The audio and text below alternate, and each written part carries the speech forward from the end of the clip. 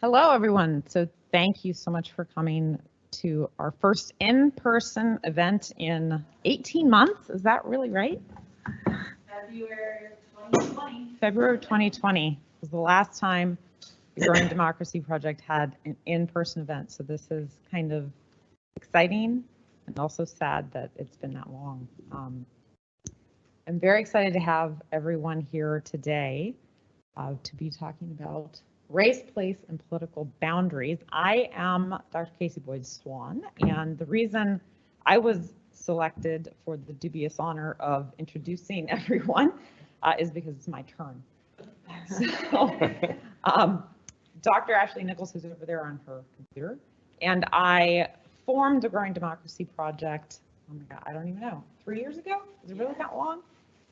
With the idea, the intent that we were in a place of knowledge accumulation, knowledge creation, and that we knew some really cool people that were experts in various capacities, and that we wanted to be able to bring these folks together with community members who were really interested in making a difference in their communities, in their homes. So we applied for a grant, got some money, and held some of these events in YMCAs mostly, but a few here on campus to kind of bring some expertise to different community members and engage in some, knowledge creation with community members. It was really exciting and successful, and then the pandemic hit. We transitioned to a podcast, which was awesome, but not the same as having people together in one room talking about issues that were of shared concern. So to deal with that, we said, you know what, we're coming up on a new year. Let's see if we can not just recreate what we had already done before, but actually reestablish what we really liked about the community-based projects, but do it with people that are, better than us, I guess. Is that a good description of you, Dr. Erkey? I think it is. So we decided to partner with some folks, Dr. Shamir Arki, who is going to be our moderator for the discussion today, and Dr. Anuj Gurung over there. And just ask them, hey, would you guys come lend us your expertise, because we think it would be really cool to have a discussion about race and democracy and the different aspects that we should be discussing in terms of race and democracy. And also, Ashley and I don't like to talk, so we want other people to do the talking and share their knowledge instead of just, us repeating things that we've read from others or things we've read ourselves. So to that end, I'm going to hand it off to Dr. Arki, who is going to be moderating our discussion today. And I'm very, very excited to have all of you with us. Thank you. Thank you so much. Hello, good afternoon, everyone. I know we have a streaming audience. Hello to you all too, but we have an in-person audience, so I'm saying hello to them. I'm Dr. Shamara J. Arki. My pronouns are she and they. I get an opportunity to be the director of the Center for Pan-African Culture here at Kent State University, and also serve as an assistant professor in the Department of Africana Studies. Welcome to Race, Place, and Democracy. We invite you to join us in this conversation. Those of you who are here in person, also our streaming audience, we will have a Q&A as a part of this discussion. Our first part of the series is going to be this panel that we're presenting. We will then have a break. We will have some refreshments for those of you who are in person. We will also offer a tour of the Ombaji Gallery, which is on the first floor of this building, so we can learn a little bit more about the history of the Center for Pan-African Culture, the Institute for African American Affairs, and the Department of Africana Studies, which is key to this conversation that we're having today about race, place, and political boundaries. The department, the building that we are in now, was chosen by student protests. Students at Kent State University said, this university has to be more inclusive. And because those students stood the line, we are able to be here today. So I want to ask you all to hold that as we continue our conversation and as we talk about the intersections between these issues. Now I want to introduce our panelists, and I'll start with Dr. Michael Inslee. an associate professor of political science here at Kent State. He received his PhD from Duke University and his BA in history and political science from the University of California, San Diego. He teaches a variety of courses on American politics and research methods at the undergraduate and graduate level. His research analyzes how candidates for and members of the U.S. Congress respond to the competing demands of citizens, activists, interest groups, and political parties. Welcome, Dr. Inslee. Next, we'd like to welcome Gregory T Moore. Mr. Moore is one of the nation's leading voting rights leaders and advocates with a long and distinguished history of political empowerment and issue advocacy. He has served in several leadership positions throughout his many years of grassroots organizing and program development at the local, state, and also at the national level. He is currently the president and CEO of the Promise of Democracy Foundation, a nonprofit organization committed to expanding voting rights and continuing his work of breaking down barriers to full participation in American democracy. He currently serves as the co-chair of the Ohio Citizens Redistricting Commission. Welcome, Mr. Moore. Thank you. Next, we have Kathleen Clyde, who served 4 terms in the Ohio General Assembly, representing the 75th House District in Portage County in Northeast Ohio from 2011 to 2018. She was the Democratic nominee for Ohio Secretary of State, garnering over 2 million votes in her first run for statewide office in 2018. Okay, I see you with that statistics. Y'all know how hard it is for women in this public office, okay? So shout out to you.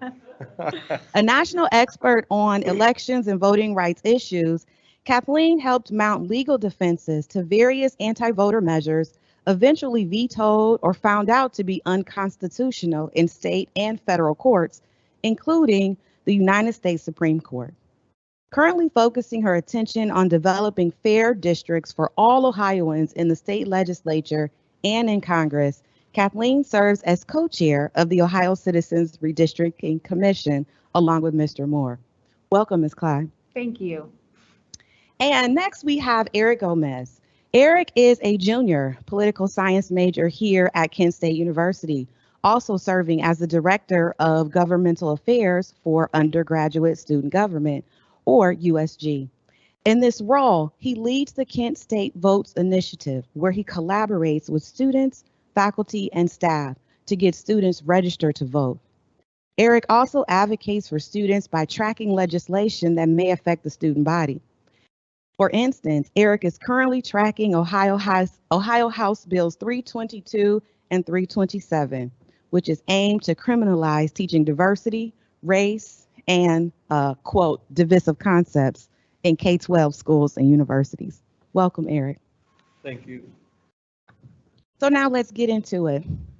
So I want to hear a little bit from the panelists. So I know I've read your bio, but we want you to share with us a little bit more about yourself and your work, perhaps answering the question how you got here, how you got to this place in your activism and your organizing, and why is this conversation for us to have so important in today's socio-political context. So go ahead, introduce yourselves, tell us how you got here, and why is this work, why is this conversation so important for us to have today, right now? Yeah, I think this conversation is super important to have because it's important to educate young people, especially young voters. I know that a lot of young people may not know what redistricting is or what gerrymandering is or how it may affect them. So just what we're doing right now, having a panel discussing these issues, that's the first step in educating young voters and making change. Great. Well, how I physically got here is I walked from my house, which is 2 blocks away from this building. So I want to say how nice it is to be here at Kent State and how I hope this is, I know we're back in person for the first time as this important project has launched and then launched into a pandemic. But I hope we can continue these conversations, sort of crossing academic barriers to, political leaders and other advocates who I think, we need to think about how to really create change and how to educate folks about what's going on and work together. And I think there's a real opportunity with this project and the work that you're doing to continue that. I care deeply about this issue. I have seen the devastating impact that gerrymandering has had on the state of Ohio. Ohio is the perennial battleground state in a lot of ways, but because of gerrymandering and other voter suppression techniques that have come out of our legislature and come from our Secretary of State, our state doesn't look like a 50-50 state or like the battleground state that it is, in large part because it's a rigged system. And gerrymandering is sort of the ultimate rigging of both our representation in Washington and the issues that Congress is debating, and then certainly in our state house, where I toiled away working with great people like Greg for 8 years in a stacked deck. It was very difficult to really do the work of the people when you have districts that are not actually representative of the people. So I'm really happy to be here today. I'm a Kent person. I hope we can continue these conversations and work together to really fight for the change and the fairness that we all so deserve. Well, first of all, thank you for allowing us to be here today and for being here in person. This is probably the third in-person event I've done in the last 2 weeks, and it feels really good to see people face to face and not on Zoom. In fact, Kathleen and I have not seen each other for about 2 or 3 years, and we've been on this commission since May, holding hearings across the state, virtual since May, and this is our first in-person gathering, so it was really good to see her. I come here by way of my own, actually, student activism. I was involved in student government at Ohio University. I was a president there, but we did more than just student government. We registered students to vote, and we tried to fight ballot initiatives that were against the voters of Ohio. We fought tax increases, tax cuts, reforming bad laws that were passed by the legislature. So I got my start in student organizing, but I also kept doing voter registration reform work. And I actually moved to Washington, D.C. several decades ago, a couple of decades ago, and started working at the national level on voting rights. Voting rights was something I thought was already worked out and figured out with the Voting Rights Act. But we soon found out that these barriers to voting keep popping up. And nothing illustrated it more than 2004 election, when we had just an egregious amount of efforts being done to suppress the African-American vote, the student vote, all across the state of Ohio. And when we had people in lines for 8 and 9 hours at campuses, when we had people in cities like Cleveland and Columbus, Dayton, stand in line for 7 hours, 3 hours, 4 hours in the rain, while people in rural areas and parts of the state were in line for 5 minutes. It showed us that there was really a disparity. Now, Kathleen and I met in 2011, when we were fighting a very egregious voter suppression bill, draconian bill, called HB 194. And I didn't know her from Adam. There was a lot of legislators there, but she stood out to me as somebody who was going to fight this battle with us. I was an advocate and she was a legislator. And we actually, believe it or not, was able to repeal that law by going to the ballot and getting signatures to force the legislature to repeal that law. Well, we got the signatures, 300,000, 303,000 to be exact. And the legislature, seeing what was happening, what was coming, and the mobilization we did all over the state, repealed their own law. And that was because Kathleen and her caucus was able to master the legislative work while we were on the outside doing the mobilization work in our communities with churches and schools and community organizations. So that's how I came to this. On redistricting, I continued my work trying to get the legislature to change, but I could see that we were at a lock constantly. The only way to change this system and to stop voter suppression bills and anti-choice bills and anti-freedom of speech bills, all these things have come about because we don't have a legislature that answers to the people of the state. And we'll talk about it more. But this work that I'm doing with the Ohio Citizens Redistricting Commission is a part of that effort to continue the voting rights battles that we've been fighting for so many years. Yes, and let me just echo, thank you for everyone for coming. It is great to do something like this in person again. It's I just started back in front of the class, and so I'm really enjoying this and forget how much I missed these sort of events. For me, the way I could try to answer this question is that as an educator who thinks of myself as hopefully educating, inspiring, teaching the next generation of whether it's citizens, activists, or maybe even elected officials like Eric one day, something like this question of representation is so important. It is fundamental to everything I study in trying to understand what makes American democracy work or not work. In this case, I think this discussion is so important. You know, gerrymandering is as old as the Republic itself. There's nothing per se new about that. But what is different and new and what really keeps me up at night in terms of this is the threat to democracy we see coming from so many directions. And in the last decade in particular, the way that we interact, the way that we learn about politics has been changed in some fundamental ways. And so to have these conversations, to renew this discussion and to pick them up with new vigor is more important than ever to me. And so I'm excited that we're doing this. Thank you. Thank you so much, Dr. Inslee. As we continue this conversation, I want to talk a little bit about redistricting. We have a definition here. Redistricting is the way that we change the district boundaries, which determine who represents us. I want to start with you, Dr. Inslee. Can you repurpose this definition for us? It's kind of, in simple terms, but explain it to us in a way in which we will be crystal clear on what redistricting is. So redistricting and gerrymandering, we'll use the negative connotation, right, is everyone's favorite villain, maybe except next to money and campaigns. It's the one thing that everybody points to. And there's lots of reasons we should point to it as a villain. We're very troubled by the idea of, we think of democracy as the citizens choosing their elected officials. Well, this seems just the opposite, elected officials choosing their citizens who represent them. And so from that problem, it is always something that we should be sort of concerned about.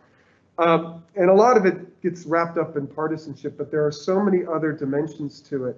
And the thing that I would like to sort of think about and focus on, and when I try to talk to students about redistricting, it always involves trade-offs, right? Trade-offs between different competing interests.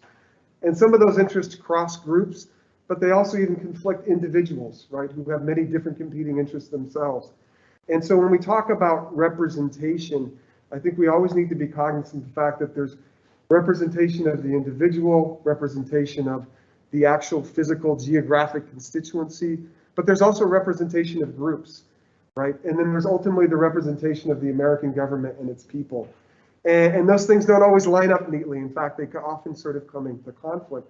So while we need to redistrict because things change, people move, districts grow, districts shrink, our nation is always growing and sort of changing.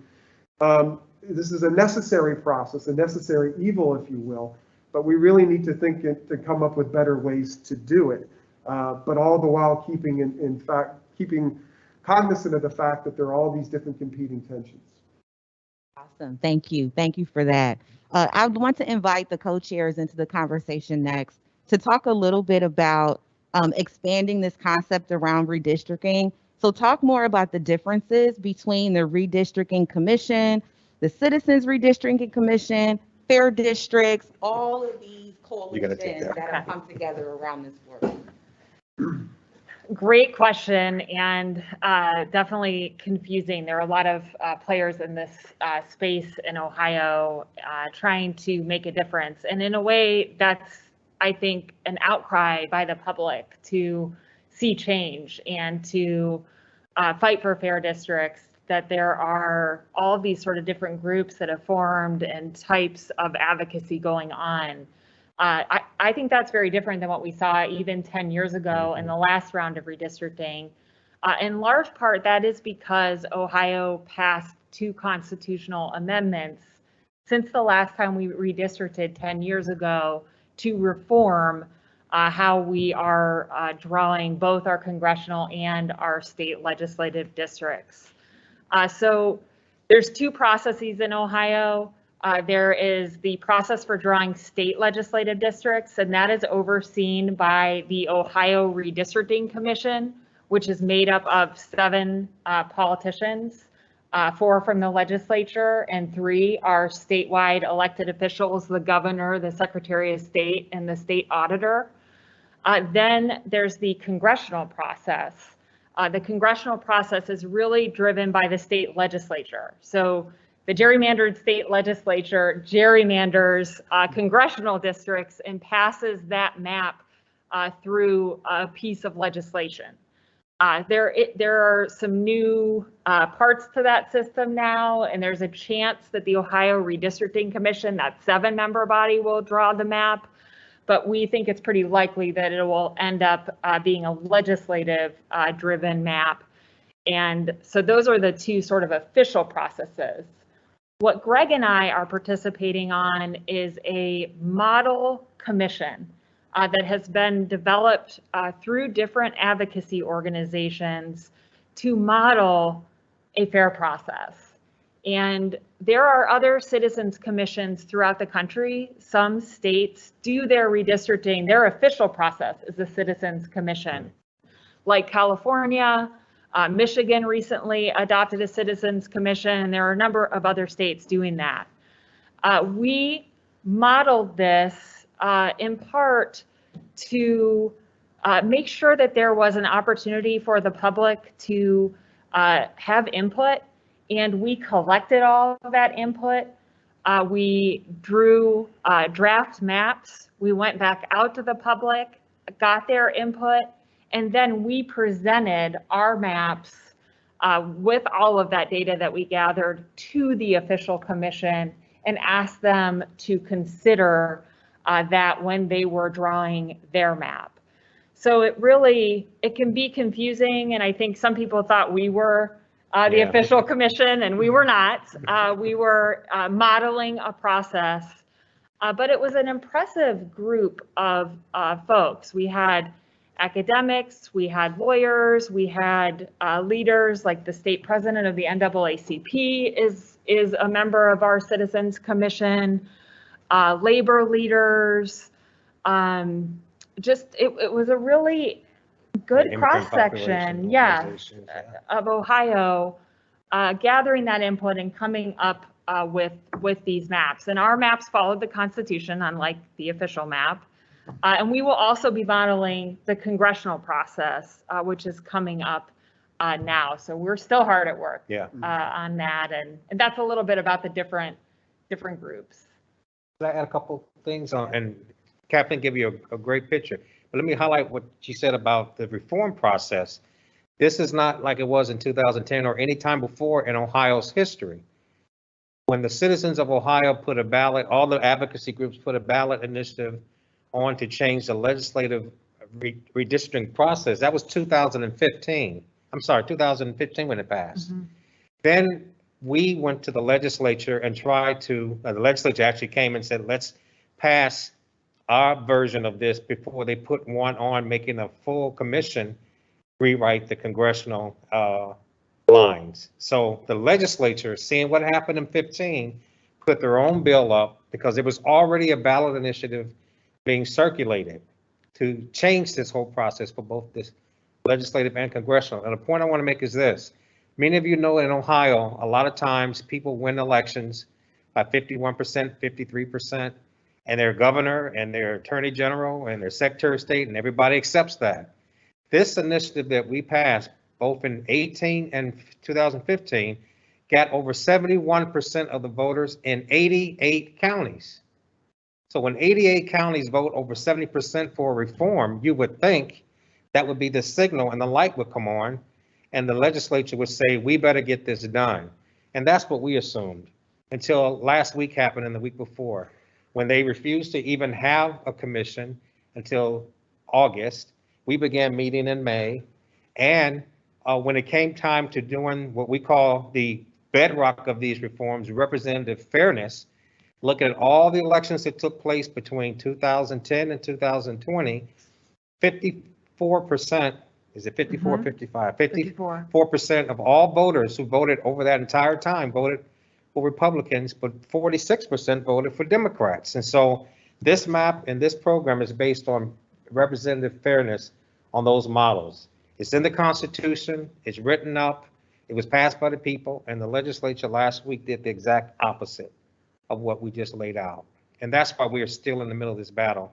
And we have another congressional round to do under the same premise that these folks know what the voters said, and yet they're still clinging to that old system, which we've already reformed constitutionally. Yes, thank you so much for sharing that. As we invite Eric into this conversation, I want to talk a little bit about place versus space. The title of our workshop is Race, Place, and Democracy.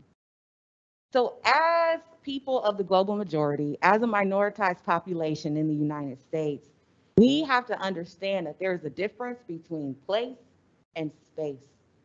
Places are physical, where we can walk into them, we can touch them, we can see them.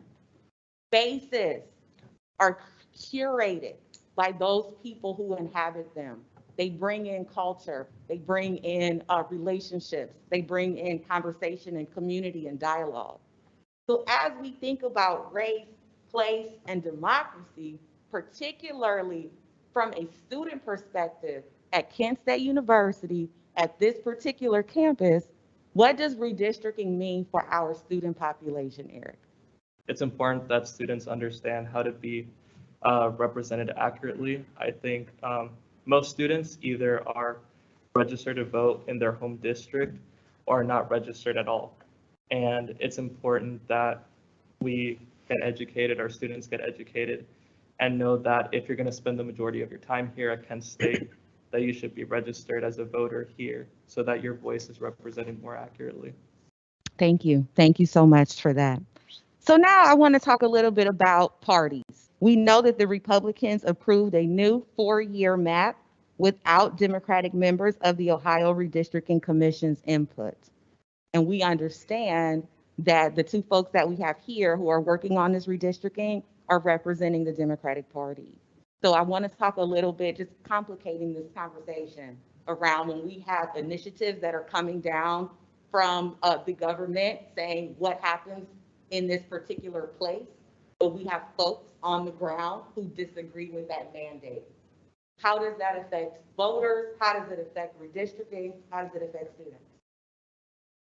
I think one of the real problematic sort of structural issues with our redistricting process is that it is still, even with the reforms, it is still controlled by one party.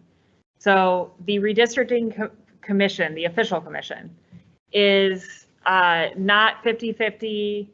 It's not a group of independents sort of making the map based on criteria that can be followed. It is a political body, and it is slanted heavily in one direction. And the way the reform was written, that body can adopt a map without any democratic input. And that's exactly what happened.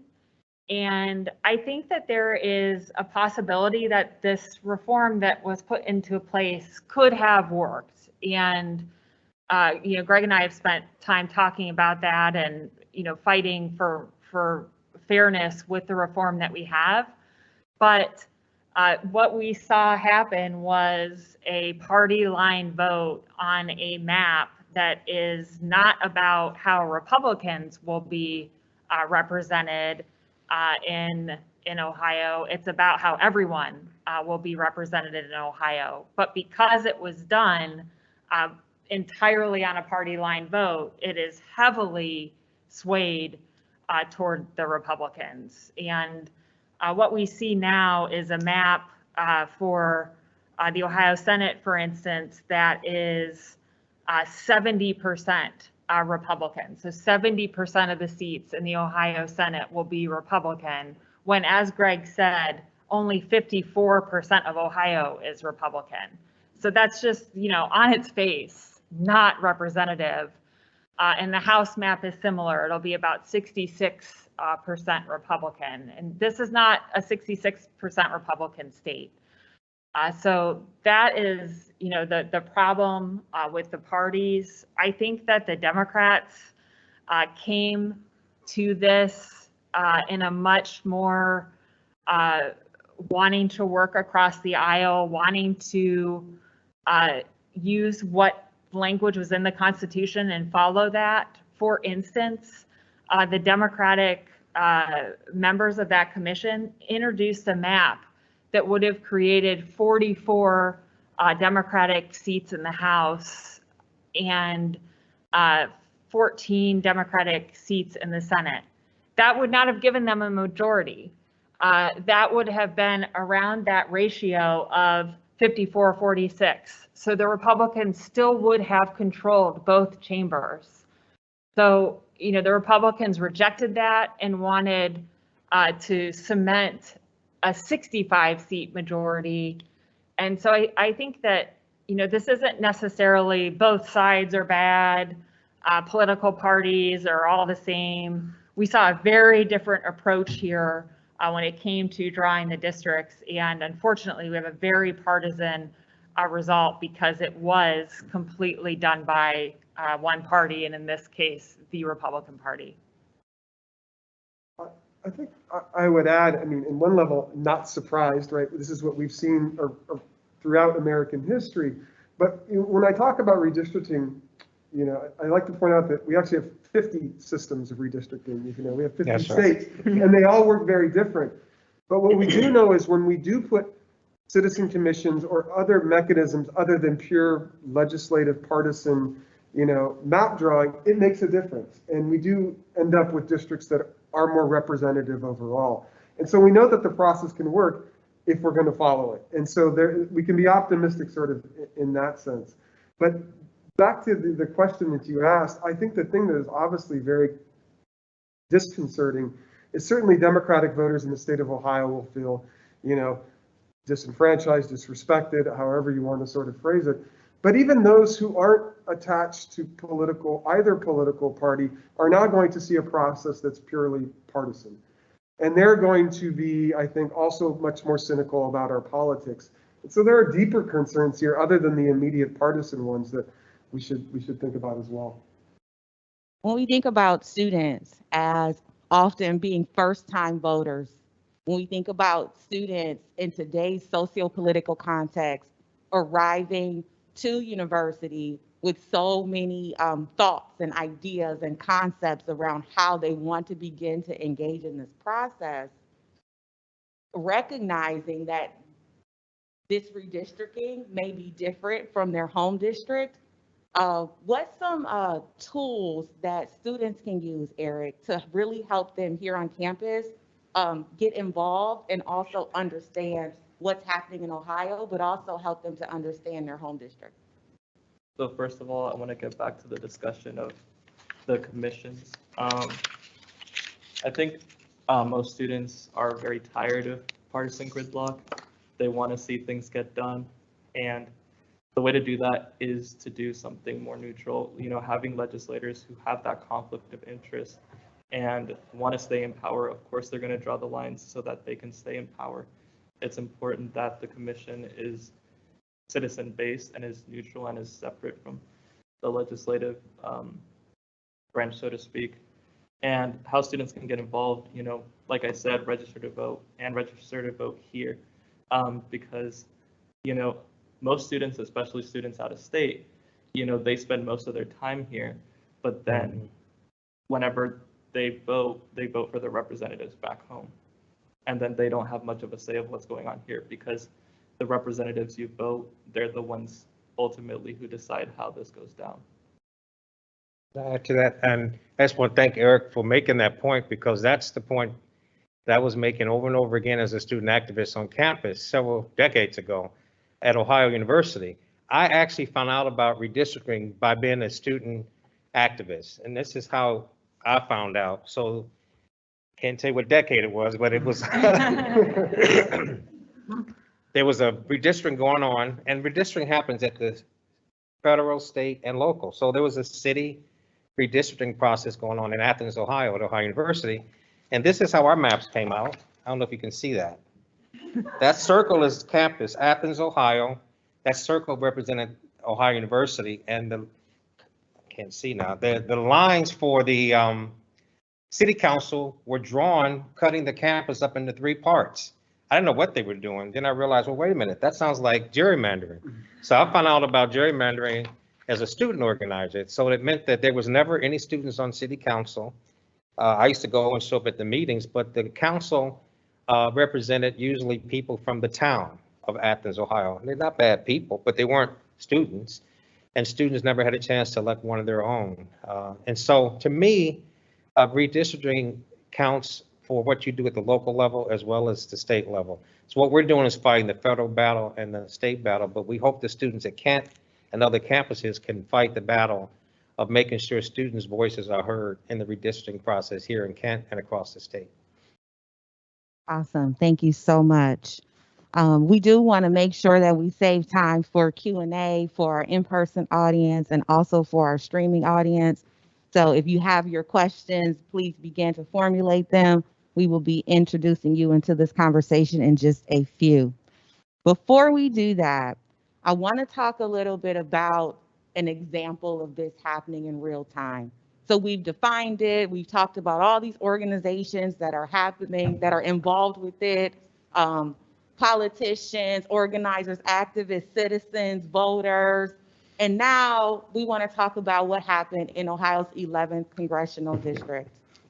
There's a headline here on the screen, and it's from Politico.com.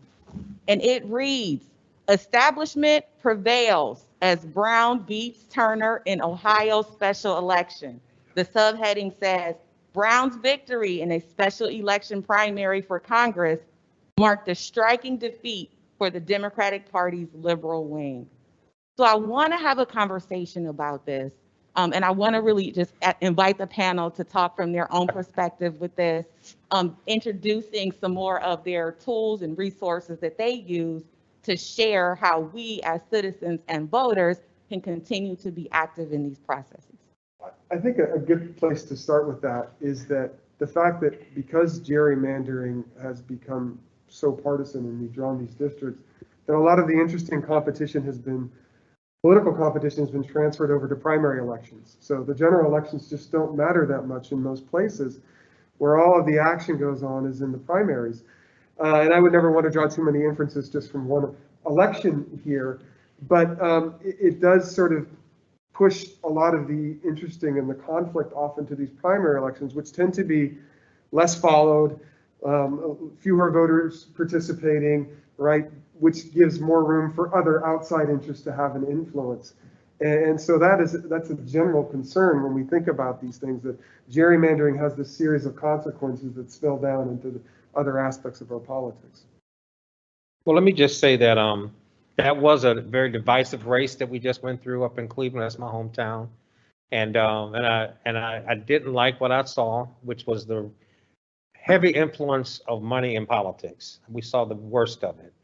If you lived in Cleveland, you guys get the letter, you get the news here, so you see the commercials. They ran nonstop, and they were all negative ads, and they were coming in. And it wouldn't have went on forever. The money would have just kept coming in if there wasn't an election day to stop it. And thank God it stopped. But that destruction of the politics of personal destruction, I think is bad. And I don't think we need to do that as progressives to try to get to the next election. We can certainly find a more civil way to do it. But having said that, I think it's important to know that there was maybe 8 or 9 candidates running for that seat. And a lot of them were very good people, state senators, former council people, former state reps, but they couldn't get the money to get anywhere near even 3%. And I know a lot of those people who really had done a great job in that position, but never were able to get the money that they needed. Thank you for saying that, Greg. I'm really glad that you brought up the ads and the commercialization of all of this. Is how many people, particularly voters in Cleveland proper, it was ran on Black radio.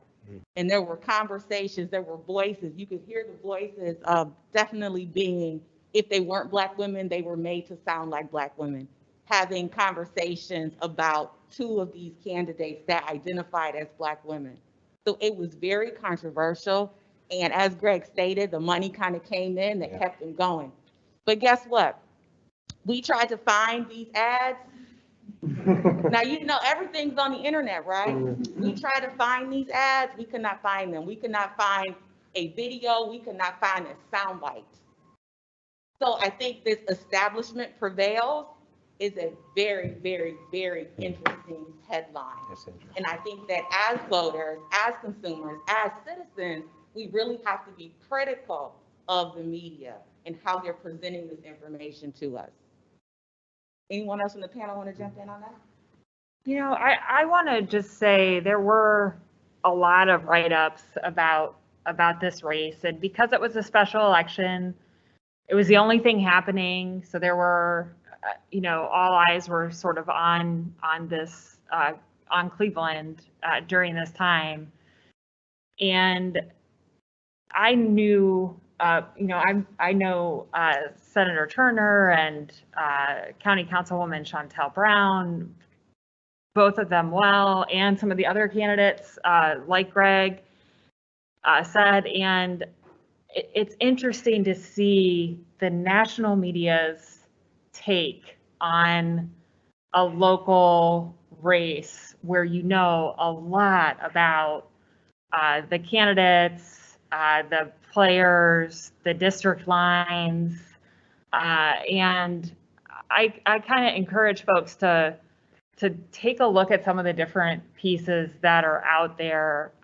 There was a HuffPost piece which went into a lot of detail that you don't usually see, because investigative journalism,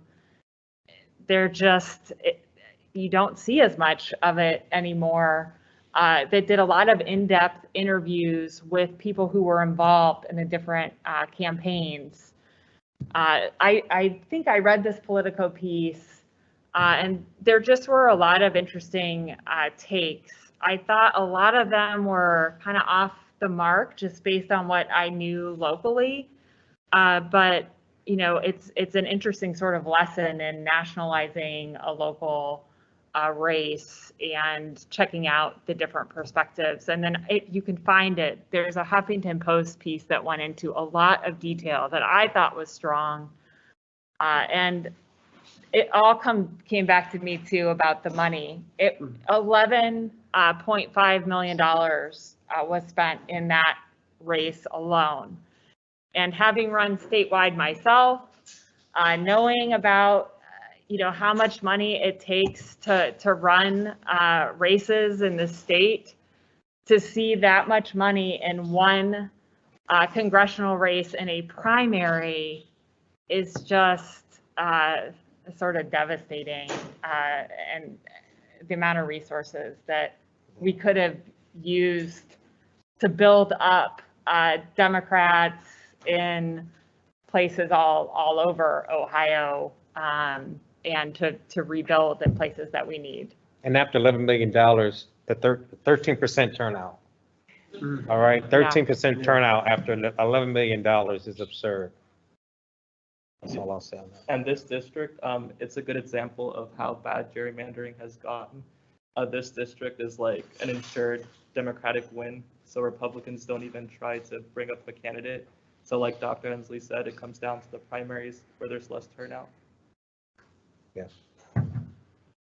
And so as we think about that, thank you so much, Kathleen, for introducing this concept of socioeconomics. So as we introduce other intersecting identities, we talked a lot about race in Congressional District 11 with both of these folks identifying as Black and both identifying as women. But what else is there to consider that doesn't get as much attention? So we know that the title of this talk is Race, Place, and Political Boundaries, but we also know that we are intersectional human beings. In the words of Audre Lorde, we can't lead a single issue fight because we don't lead single issue lives. So as we think about redistricting, gerrymandering, getting active, what are those other intersections that doesn't get as much attention? Yeah, I'll start with one observation. So when I think about kind of the ills of gerrymandering, I like to think of Summit County, which is just to our west. And I believe currently there are 4 congressional districts that touch into Summit County, right? And that's kind of mind-boggling. If you think that Summit County is a community which has connections and should have shared interest, and yet we are at the federal level represented by 4 different people. That's problematic in the sense of this is our community, this is where we live, and Portage is the same. It's also divided up across other districts. And so that community that we actually live in is being represented by different people and not being seen as a cohesive whole. And we can think about all the different groups that make up that, whether it's socioeconomic and class and race and gender, religious, all those things matter, but yet we are being ignored or spread out and not being seen as the community that we are. And I think that is one of these sort of downstream ill effects of gerrymandering, that we lose that sense of the community that we're in that's so important to us. And it's always super important to keep the community in mind, you know. And usually when we look at race being involved in in redistricting, we have a negative connotation. But I want to bring up an example. So Illinois' 4th congressional district, it has a weird shape. It's like shaped like earmuffs kind of, and it's like sideways. It's kind of like a U, like that. And some people may argue that that's gerrymandering. But in fact, what it is, it's a predominantly Hispanic community of Mexican Americans and Puerto Ricans. And the reason why it's shaped like that is to include all those members. And historically, a Hispanic member was always elected to Congress in that district because that community was accurately represented. Well, this is an important point because one of the things our commission did, and Kathleen will remember this, our commission members represented a lot of communities. One of them was the Islamic community. And we had a member there who actually was able, through the mapping, communities of interest mapping, show us that there are places where people live in Columbus where the mosque served as their, place of worship, but they were in walkable precincts. And so we were able to map out where those precincts were so that we could try to build some ability for that community to be represented. We're doing the same thing now with the congressional maps, looking at where has there been growth, where is there going to be growth among people of color. I know that the Puerto Rican community, for instance, in Lorain County, as well as in Painesville and Lake County, is growing. So we want to not just, sort of draw a picture of what looks like it's happening now. Where's there points of growth taking place that we can maximize and make sure those communities of interest have strong representation for the next 10 years. These maps last for 10 years, or they're supposed to. And we want to make sure we can give the people the chance to grow in that community. Our African American community is only about 13% of the state, but we can't be all, clumped into 3 or 4 places and not have any influence anywhere else. So while there's a lot of people who believe we have to have this big district in Cleveland that has, 55, 60, 70% African American, you really don't. You really can do it in a lot smaller percentage and have the influence of people of color spread out beyond just the central city. And that's what we're trying to do with the maps that we're trying to draw, to make sure that the community is able to expand its communities of interest as well as influence districts, if that's the right term, influence districts as well. Thank you. Thank you for that. So now, before we transition into our Q&A, I just want to take a second to thank our collaborators and sponsors. So that is the School of Peace and Conflict Studies, the Mark Lewine and the John Gray Panther Program, and the Center for Pan-African Culture. For our audience members, if you have a question, we'll ask that you raise your hand. We will come and bring the microphone to you because we want your voice to be included in the stream as well. For our streaming audience, if you have a question, please submit them using the Q&A function, and we will load those in to our discussion as well. First question, So this question is for Kathleen and Greg. So the question is there a concern that you, Kathleen and Greg, are actually associated with the Democratic Party, aka the model program that you just described? How do you know that is legitimate? How do we know that it's legitimate, or you're working in good faith and so on? Well, first, let me just clear one thing up. I don't represent the Democratic Party. I've worked for the Democratic Party before. I am a Democrat, but I work for a nonprofit organization that's trying to improve our democracy. And a lot of the people on our commission are from nonprofit organizations. So we can have party identification, but we're not necessarily Democrats representing the Democratic Party in that regard. The Democratic Party, however, has embraced the Constitution. They've embraced the voters and their preferences. And so I stand with people who stand with us. If the Republican Party did the same thing, I would be happy, more happy than you've ever seen me. But I just don't believe that you can ignore the Constitution. So if the Democratic Party is doing it the way the voters want it, then I'll stand with them and say, let's go to the next phase and change our government. I also am proud to be a Democrat and identify as a Democrat, and don't, I'm legitimate even though I'm a Democrat. And what I would say is, again, our commission is a nonpartisan commission, and we are not partisan actors when we are a part of the commission. The Democratic Party doesn't fund the commission. And we are careful that we are not, talking about sort of political activity, electioneering, when we are part of this commission. We actually invited a number of former Republican elected officials and people who identify as Republican to serve on the commission, and they all declined. We also invited Republicans to come and testify at our public hearings, more prominent Republicans, known Republicans. They all declined to appear. And I think that's telling.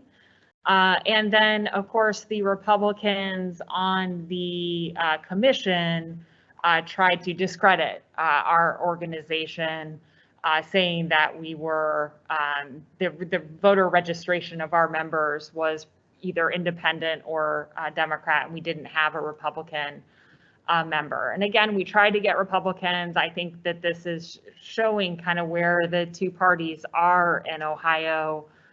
But if you look at the work that we did, just as Greg said, we honored the Constitution. We put a map forward that didn't favor Democrats. In fact, it favored Republicans somewhat strongly because of the partisanship that we see in Ohio. So, I stand by the work that we are doing. And, when you are an elected official, there's times that you're a partisan Democrat, like when you're at a political rally or when it's campaign season. And then there are times when you're a public official and it's not partisan, and you can't be partisan. And that's really how this commission operated. And I stand by the important work that we did, and our maps really speak for themselves. And I encourage people to take a look at those and learn more. And I was just going to say, we did have a report we didn't bring in a lot of these. In fact, I only got a couple, but you have some? Is that one of our commissioners there? I can't recognize you behind your mask. That's Aki, yes, he's one of our commissioners. We have student representation on our committee as well. Thank you for coming, by the way. I thought that was you, but I didn't want to make the assumption. Look at this map for a second. It's a lot of red in that map, isn't it? That's the state map, and this is the congressional map. I mean, this is the legislative map. That's a lot of red. So we're not trying to say, let's do something against what the voters have been doing. This is representative fairness. The red counties are red and the blue counties are blue, and we try to spread the influence outside of the center city so we can have more fair representation. So just want to make sure to back up what you were saying on that. I have another question from online. Can you talk to us a bit about the data that was used in the process of redistricting for the commission that you guys were on? Sure. Well, we use the same data that the official commission used, and that is the census data that came out. It actually came out late this year because of the pandemic, and the Republicans on the commission used that as their excuse for not meeting the constitutional deadline and for starting their commission late. Which was really all a smokescreen, because you have census data that is the previous year, and you can use that data, work on the map, and then make small updates that get made when you get the official data. So we use that census data. That data is actually publicly available to anyone through the official commission's website. There's also a redistricting app that I feel like is talked about a lot in Ohio, but it's called Dave's Redistricting App. And anyone can go on there, any of us could go on and draw a map, again, using that official data set that is the census data. And it includes demographic data and data about partisanship of the different geographic areas in Ohio, so that you can meet those constitutional requirements about, okay, we need representational fairness. Then you need to look at the partisan data to check to see that you have gotten there. And again, making sure you have equal population from district to district, and then also with an eye on demographics and making sure that minority voters in Ohio have an opportunity to have representation to elect candidates of their choice. So that's the data we use. It's the same as the official data, and it's publicly available to anyone. I have a personal question. I was at the University of Akron for the Ohio Redistricting Commission for the hearing that they held there a few weeks back. And one of the comments that was repeated multiple times by folks coming up to testify was that they felt that a part of the problem with process for the Redistricting Commission was that all of the hearings were held at universities. And I thought it was rather interesting because there were very few students there. In fact, the ones that I spoke to were actually K-12 students that were there for like a civics government class. I wonder, Eric, could you talk about, did students know that this was something that was happening? Was there any kind of sense of this is a process that we should be interested in, that we should maybe, go check out? And to Dr. Ensley, did you have students that were aware of this and that were interested in kind of figuring out what this redistricting thing was about, and were they interested in actually attending any of these meetings? I'm not sure if students in general have a good understanding of, like how to be involved in redistricting. I did hear, however, that you said there was a student involved in your. Right, Aki Butler is here. He's with the Ohio Student Association, who's a part of our commission. And if you don't mind, Doctor, after you finish, if you want to speak to that, you certainly would be more than welcome to do that. No, I actually don't have anything to add, in the sense that partly because of the pandemic, I think students have been disconnected from a lot of what's going on. So no, this is not something the students were talking to me or I heard from them about. Thanks for having me. Hello, my name is Aki Butler. I'm with the Ohio Student Association, and I'm also a part of the Citizens Redistricting Commission. So I would say for the most part, unless students are like actively engaged, unless they're like political science majors or they're engaged with like different organizations that are a bit political, most students probably did not have an idea that this is something that they can be a part of. I know, speaking from my own experience, though, like going through high school and stuff, like, yeah, I heard about, redistricting and like gerrymandering, but no one ever fully went into great detail. It wasn't until like I was in college when I did a bit more research, and then also this commission that helped me realize more about it. I would say though, during our hearings, when we took like testimonies and stuff, we did have a couple students come up, had one of my students, Annika, she came and talked about it.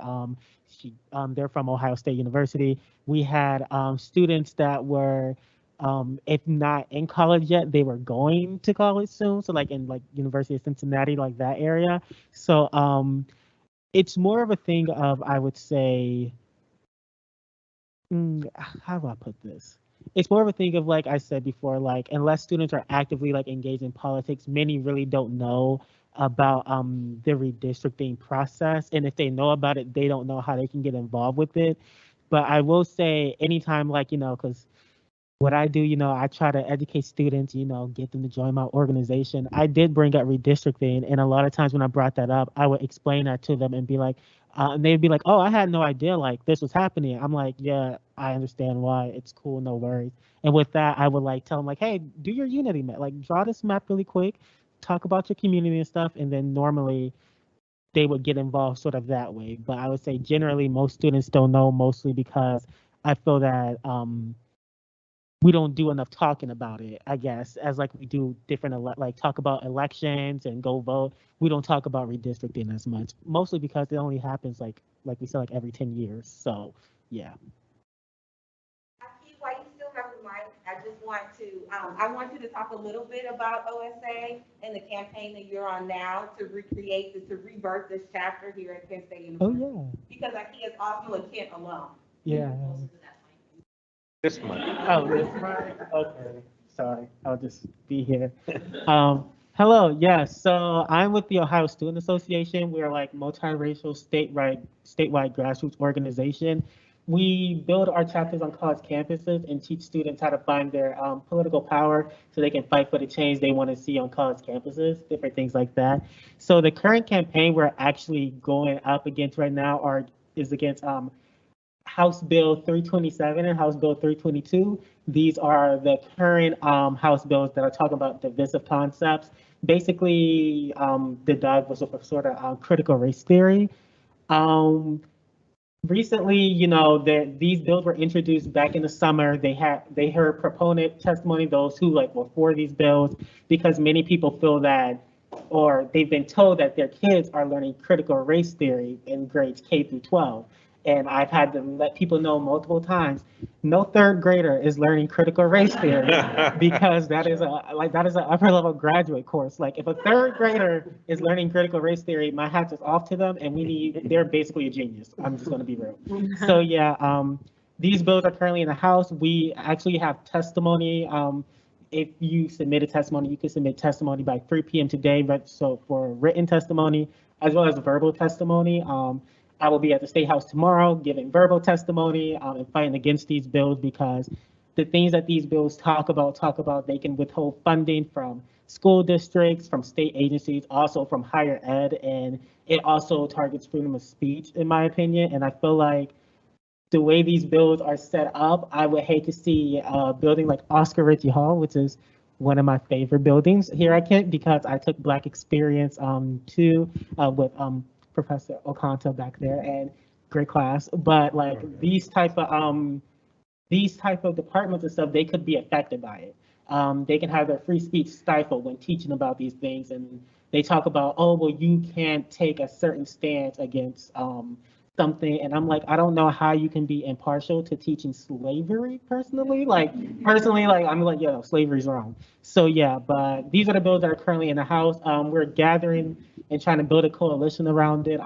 So we submitted written testimonies. If anybody, would like to learn more about it, feel free to, meet with me after this, or you can find us at OhioStudentAssociation.org, different things like that, and to learn more about it. And yeah, thank you. Thank you. Thanks, Aki. Eric, I know as someone on USG, you are also working on these issues. Would you mind talking a little bit more from the same issue from USG's perspective and how folks can get involved? Yep. So the Ohio Student Government Association, which is kind of like the student government for the entire state of Ohio, put out a resolution that condemns House Bills 322 and 327.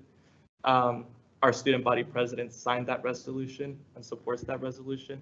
I myself voted in favor of that resolution. And can state undergraduate student government condemns House Bills 322 and 327. Other questions?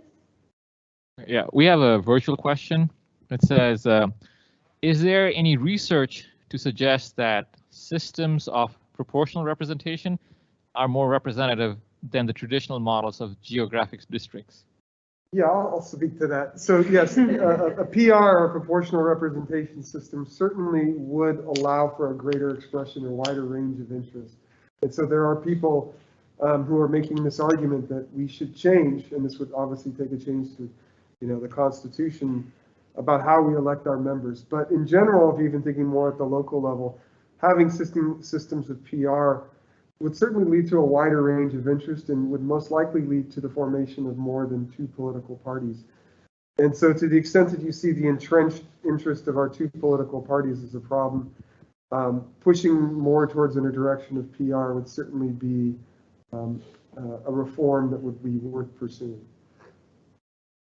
Dr. Ensley, I know you were speaking earlier about how redistricting doesn't just affect obviously Republicans or Democrats, but it affects everyone because everyone is included in these districts and is represented by who is serving for those districts. And I'm just wondering, in terms of the reformed redistricting process, how can we ensure that those people who aren't necessarily politically involved or politically aligned with either party are part of that process of recreating these districts and making sure that they are represented and able to have an active role even if they're not politically active? Well, I think you in part heard the answer earlier, is to sort of follow what we've sort of set in place, right? To follow the rules. Because we do know that when we allow something other than pure legislative partisanship to determine the districts, whether it's using old panels of retired judges, or using citizen commissions, or a mix where different voices are included in the process, that is the best way to ensure that the wide range of different interests, not just either Republican or Democratic interests are heard, but a broader range. And so setting up a process where there are multiple voices and those voices have the ability to influence the process, not just be an empty, hollow, cheap talk of a voice, but actually have some influence over the process. And I think if you, an example, sorry. If you look at what's happened in California, what they had prior to that to what they have now, you can visibly see the change in just the election outcomes themselves, how it sort of makes a difference. So we know that there are alternatives, and we know there are alternatives that work. And so establishing those alternative systems and following through with them is the answer. I want to just make one addition to your question. The process was followed. This book lays out how we follow to the letter the Constitution that was passed. Now, the only thing that was wrong about this process is that the wrong people were at the table implementing it. Okay, so 2022 represents the opportunity for us to get students and people who care about redistricting and democracy registered and turn it out, because that 2022 election will make a big decision. I will ask if we have a time for Kathleen to answer this question, but this was passed on a partisan vote, and representative fairness was the cornerstone of our report and of the constitutional amendment. The Republicans did not follow that, and it's now going to go, we think, to the Ohio Supreme Court. So I wonder if she could just talk about what happens after it goes to the court and why 2025 is an important year. Greg's exactly right. We anticipate any day now a lawsuit will be filed challenging this map, and we'll see what happens there. The court is also a political body with 4 Republicans and 3 Democrats. Although 10 years ago, when there was a challenge filed to our map, it did not fall on party lines. Some Republican, 1 Republican, 2 Republicans on the court came over with the Democratic member, and it was a 4-3 decision. Now there are more Democrats on the court, so there's thinking that we may get a fairer decision that is not necessarily on party lines, but that follows what the Constitution laid out. We don't know exactly what that timeline will look like, and there could be some football where the court says, okay, you have to redraw the map, and they still screw it up, and then the court, it's back in the court, and then maybe the court tries to draw the map, or it's sort of, we don't know. This is a new process, but it'll be something to pay close attention to. And the map that passed may not be the map that's in place for this election, or it may take a 2-year cycle to fix. But we'll have to wait and see. And then what Greg is talking about is because this was passed with a pure partisan vote, it's only a 4-year map. So it's not a 10-year map like usually you would have in place. So in 2022, we will have the opportunity, all of us, to vote on the elected officials that will sit on that commission in 2025 to redraw the map for the next 6 years. So there's an opportunity to put in place different people who would follow the Constitution, who do believe in fairness. And that is something, basically fair districts will be on the ballot in 2022 in our races for governor, state auditor, secretary of state, and then our legislative votes, because there's 4 legislators that are on the panel as well. So let's all remember that, of how important these elections are to all of these issues that we care about. I have one more question for you. Again, while I was at the commission hearing, I noticed that there was a partisan divide in terms of which individual members of the committee showed up in person and which sent somebody else to listen to citizen testimony for themselves. Is there any kind of mechanism that can be put in place that, I guess, I don't know, does a better job of asking members of a redistricting commission to actually, pay attention to what the people that they're representing have to say and want in terms of how the redistricting process should go? Greg, I feel like, let me be like bad cop, and maybe you can be good cop, because having been in the legislature, so many hearings that took place felt like a show. It felt like people were not listened to, and legislation got rolled out at the last minute and passed with very little input. And this was similar. The Republican members, didn't show up to the hearings, most of the hearings. And then there was also an issue with the hearings of there was no map that had been introduced to hold the hearings on, which was actually required in the Constitution because of this very problem of the groups that wanted the reform wanted to make sure that the hearings, it's hard to make hearings, to ensure that there'll be a give and take. But the way that they tried to do that was to say, okay, you have to have 3 of these hearings with an actual map before September 1st. And they didn't do that. And then they waited until less than a week to go and threw some hearings on the calendar with very little notice, all during the day, not when working people could go or have any time to arrange to go. And it just made it a real sort of sham on the public, and really flew in the face of what that constitutional reform said. It was a lot like they did 10 years ago before this reform. So I wasn't too surprised, but it is awful that they, again, just completely ignored that. And I think the court is going to have something to say about that. And that, I think, adds to our case in the court as far as actually getting a fair map when you look at all the things that they did wrong in this process. And let me just give credit to the two Democrats on the committee, Amelia Sykes and Senator Vernon Sykes. Amelia Sykes is a minority leader who went to every hearing, listened to every testimony, took notes on everybody's comments, and that was impressive. I can't say that was the same. Some of them did better than others. And for instance, the governor did show up once the papers blasted him for being at the Cincinnati Bengals practice session instead of the redistricting commission here. I think that's talks about priorities right there. As a Cleveland Browns fan, I thought that was important to say.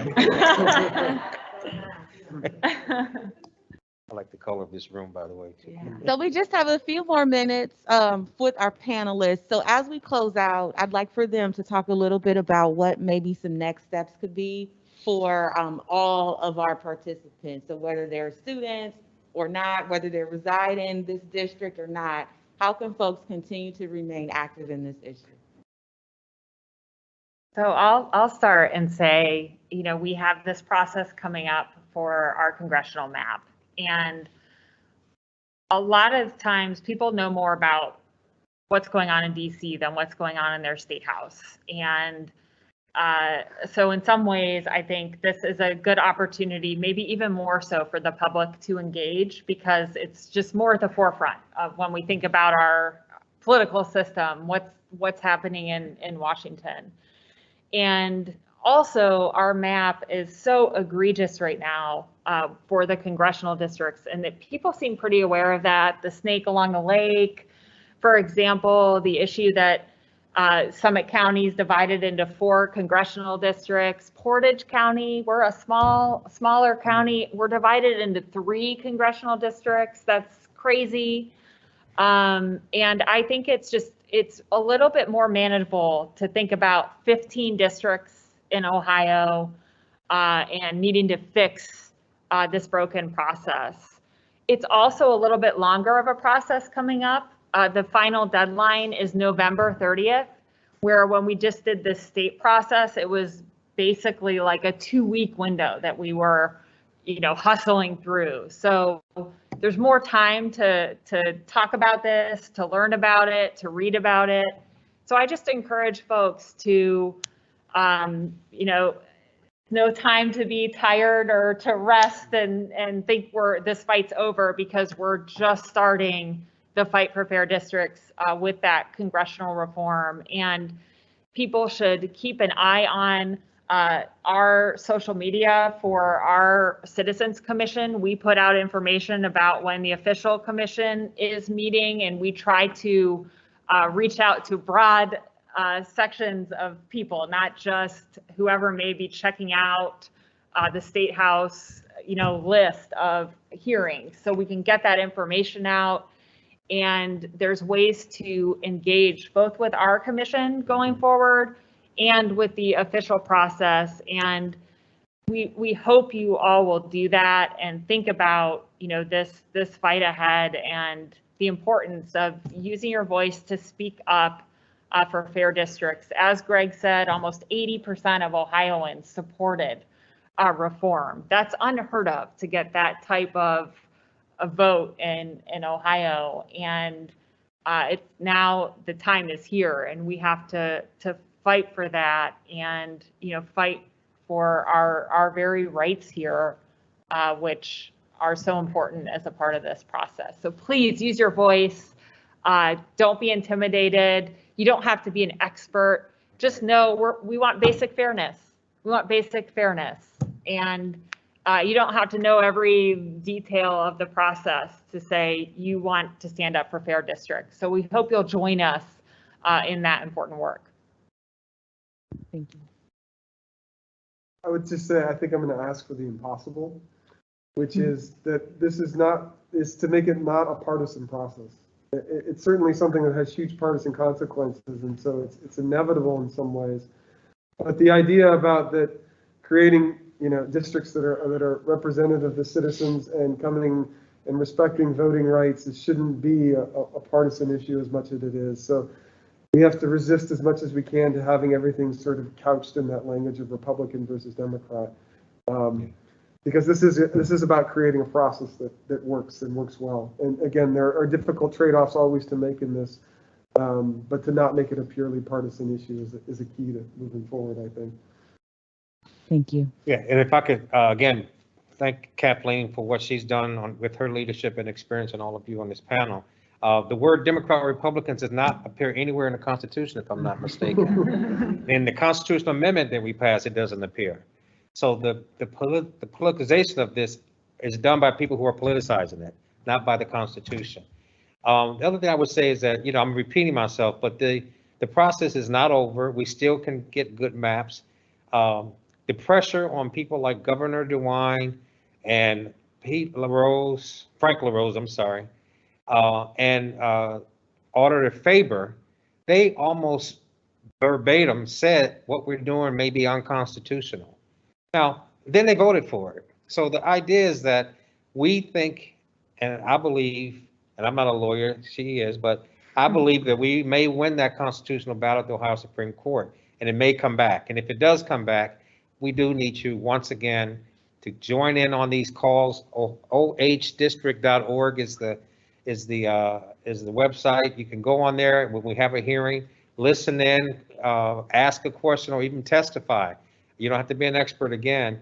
But if we do win that court battle, we can probably still get a fair map based on, more than likely, I would not put too much money on it, but my guess is that the court will look more favorably upon this map, which is not partisan, than they would the Republican map.